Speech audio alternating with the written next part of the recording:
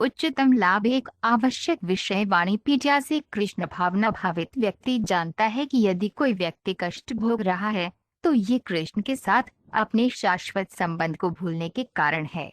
इसलिए मानव समाज को सबसे बड़ा लाभ जो कोई दे सकता है वह है अपने पड़ोसी को सभी भौतिक समस्याओं से छुटकारा दिलाना। ऐसे में एक शुद्ध भक्त भगवान की सेवा में लगा रहता है। श्रील प्रभुपाद की पुस्तकें, व्याख्यान, वार्तालाप और पत्र इस आवश्यक विषय की व्यापक प्रस्तुति प्रदान करते हैं, जैसा कि वाणी कोट्स उच्चतम लाभ श्रेणी में देखा गया है। उनकी पुस्तकों का एक परिचय निम्नलिखित 8 उद्धरणों में दिया गया है। श्रील प्रभुपाद की पुस्तकों से उद्धरण कृष्ण भावना भावित व्यक्ति जानता है कि यदि कोई व्यक्ति कष्ट भोग रहा है तो ये कृष्ण के साथ अपने शाश्वत संबंध को भूलने के कारण है। इसलिए मानव समाज को सबसे बड़ा लाभ जो कोई दे सकता है वह है अपने पड़ोसी को सभी भौतिक समस्याओं से छुटकारा दिलाना। ऐसे में एक शुद्ध भक्त भगवान की सेवा में लगा रहता है। अब हम कल्पना कर सकते हैं कि कृष्ण उन लोगों के प्रति कितने दयालु हैं जो उनकी सेवा में लगे हुए हैं, उनके लिए सब कुछ जोखिम में डाल रहे हैं। इसलिए ये निश्चित है कि ऐसे व्यक्तियों को शरीर त्यागने के बाद अवश्य ही परमलोक की प्राप्ति होती है। भगवद गीता 11.55। यहाँ तक कि इन देशों में चर्च संबंधी आदेश भी कृष्ण चेतना आंदोलन के मूल्य की सराहना कर रहे हैं और मानव समाज के उच्चतम लाभ के लिए एकजुट होने के लिए तैयार हैं। इसलिए श्री चैतन्य महाप्रभु के अनुयायियों को इस आंदोलन को गंभीरता से लेना चाहिए और इसे पूरे विश्व में एक गांव से दूसरे गांव और एक शहर से दूसरे शहर में प्रसारित करना चाहिए, जैसे कि स्वयं श्री चैतन्य महाप्रभु ने किया था।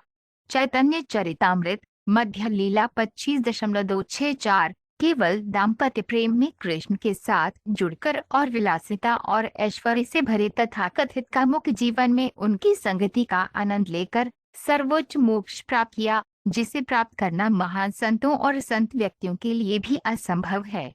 इसी तरह कंस, दंतवक्र और शिशुपाल जैसे राक्षस जो सभी कृष्ण के साथ शत्रु के रूप में व्यवहार करते थे, उन्हें भी आध्यात्मिक दुनिया में स्थानांतरित होने का सबसे अधिक लाभ मिला।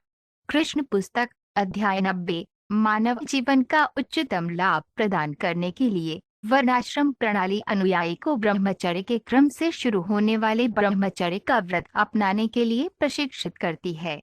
ब्रह्मचारी जीवन उन छात्रों के लिए है जो ब्रह्मचर्य व्रत का सख्ती से पालन करने के लिए शिक्षित होते हैं। श्रीमद्भागवत 2.6-20। इस युग में ब्राह्मण न तो संस्कृत भाषा में पारंगत थे और न ही व्यवहारिक जीवन में बहुत शुद्ध थे, लेकिन हरे कृष्ण मंत्र का जाप करके व्यक्ति यज्ञ का उच्चतम लाभ प्राप्त कर सकता है। भले ही हरे कृष्ण मंत्र का जाप ठीक से न किया जाए, फिर भी इसमें इतनी शक्ति होती है कि जाप करने वाले को इसका प्रभाव प्राप्त हो जाता है।